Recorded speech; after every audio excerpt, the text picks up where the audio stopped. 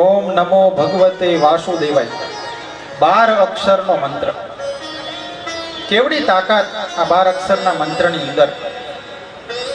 તો કે ધ્રુવની ઉંમર માત્ર 5 વર્ષની હતી, પણ છતાંય 5 વર્ષની ઉંમરે જ્યારે વનમાં તપ કરવા જાય અને દેવર્ષિ નારદ એને હમા મળે અને એક મંત્ર આપે પ્રસાદીનો.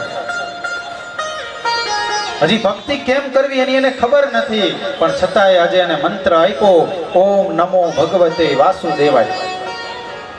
12 અક્ષરનો મંત્ર. 12 અક્ષરના મંત્રમાં તાકાત કેવડી. ભગવાન કૃષ્ણ ત્યાં આવીને બિરાજમાન થઈ જાય. શ્રીમદ ભાગવતની કથા કરનારો વક્તા પણ કેવો હોવો જોઈએ? તો કે બ્રાહ્મણ હોવો જોઈએ. વિપ્ર, વિરક્તો વૈષ્ણવો વિપ્ર, વિરક્ત હોવો જોઈએ કે એને એવી આશા પણ ન હોવી જોઈએ કે મને અહીંયાથી કંઈક મળશે, એવી એને આશા પણ ન હોવી જોઈએ. વૈષ્ણવ હોવો જોઈએ. વૈષ્ણવ એટલે કેવો? આપણે જે વૈષ્ણવ તરીકે પૂજા કરવા જાય એમ વૈષ્ણવ નહીં, બીજાના દુઃખમાં ભાગ લેનારો હોય ને એને વૈષ્ણવ કહેવાય. નરસિંહ મહેતાએ ગાયું, વૈષ્ણવ જન તો તેને કહીએ જે પીડ ભરાઈ જાણે. બીજાની દુઃખમાં ભાગ લે ને એ સાચો વૈષ્ણવ છે. પર દુઃખે ઉપકાર કરે તોય મન અભિમાન એના શરીરમાં આવે નહીં. એને એમ ન થવું જોઈએ કે આ મેં કર્યું.